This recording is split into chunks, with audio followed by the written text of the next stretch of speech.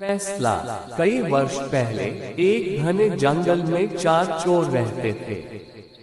चुराया हुआ धन वे एक साधारण से बर्तन में रखते थे, लेकिन उसकी हिफाजत जान से भी ज्यादा करते थे। कुछ अरसे बाद उनका मन चोरी चकारी से उब गया। मैं तो ऐसी जिंदगी से तंग आ गया हूँ। हमें हमेशा चौकन्ना रहना पड़ता है, वरना हम पकड़े भी जा सकते हैं।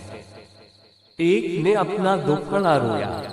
हाँ, मैं भी चाहता हूँ कि हम लोग एक शांत सच्ची जिंदगी जिएं। दूसरे चोर ने हाँ में हाँ मिलाई। बहुत अच्छा, हम जंगल छोड़कर किसी ऐसे शहर चलते हैं जहाँ हमें कोई जानता ना हो।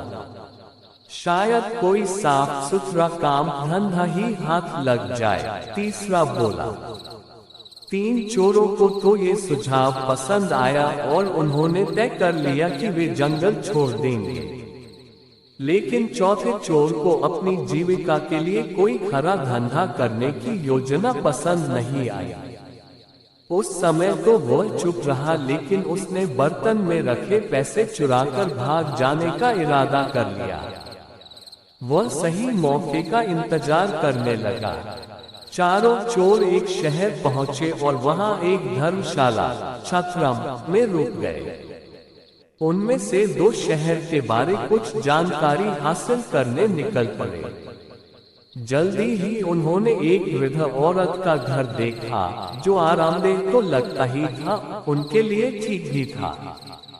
दोनों ने छत्रम लौटकर अपने साथियों से वृद्धा के घर जाकर जिक्र किया। वे भी सहमत हो गए और चारों चोर उस घर के लिए निकल पड़े। हम चारों व्यापारी हैं, एक चोर बोला, और इस शहर में कुछ काम धंधा शुरू करना चाहते हैं। हमें आपका घर पसंद आया और इसके कुछ कमरे किराए पर लेना चाहते हैं। हम जब तक यहाँ रहेंगे आपको अच्छा किराया देते रहेंगे। दूसरा बोला। बुढ़िया बहुत खुश थी और उसने अपने मेहमानों की खूब खातिरदारी की।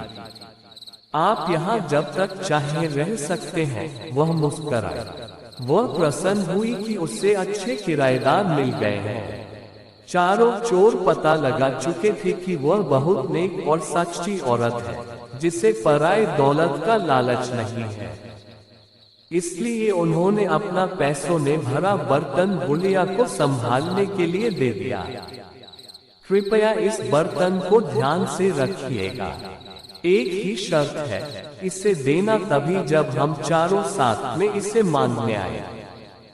ठीक है, बुढ़िया ने बर्तन लेते हुए कहा।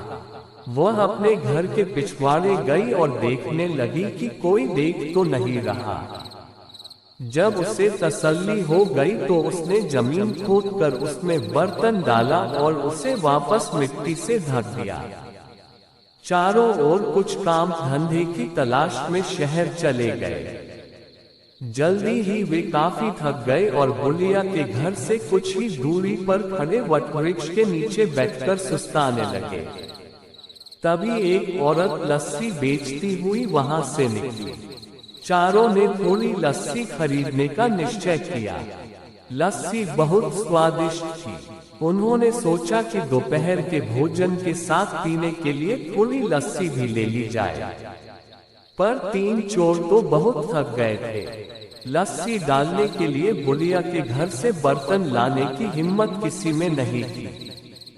चौथा चोर, जो किसी ऐसी ही घड़ी की प्रतीक्षा में था, झट से जाने के लिए तैयार हो गया। वह बुढ़िया के घर पहुंचकर बोला, मुझे मेरे साथियों ने बर्तन लाने के लिए भेजा है, लेकिन मैं तो ये बर्तन तभी दूंगी जब तुम चारों इकट्ठे आओगे। वह मना करती हुई बोली। उस चोर के दिमाग में एक विचार आया। मेरे साथी यहाँ से कुछ ही दूर केले के पेड़ तले बैठे हैं, आप खुद ही पूछ ले। उसने राय दी। बुढ़िया घर से बाहर निकली। उसने तीनों को पेड़ के नीचे बैठे हुए देखा। क्या आपने अपने दोस्त को बर्तन लाने भेजा है? वह चिल्लाए, जी, कृपया उसे दे दीजिए। तीनों चोरों ने जवाब दिया। बुलिया ने सोचा कि उन्हें अपना बर्तन किसी कार्य हेतु चाहिए होगा जो उन्होंने अपना विश्वसनीय साथी भेजा है। उस चोर को फावड़ा देती हुई वह बोली कि पिछवाड़े से खोदकर बर्तन निकाल ले। इतना कहकर वह अपने घर के कामों में उलझ गई। चोर ने बर्तन निकाला और चुपके से पिछले दरवाजे भाग खड़ा हुआ। इस बीच उसके दोस्त चिंतित हो रहे थे। काफी वक्त बीत चुका था और उनके साथी का कुछ पता नहीं था। तीनों बुलिया के घर गए। हमने अपना साथी एक बर्तन लाने भेजा था, वह कहाँ है? उन्होंने पूछा। मैंने तो बहुत पहले ही उसे बर्तन खोदने के लिए कुदाली दी थी। उसने आपको बर्तन नहीं दिया। बुलिया हैरान थी। तीनों चोर समझ गए कि उनके साथी ने उन्हें धोखा दिया है।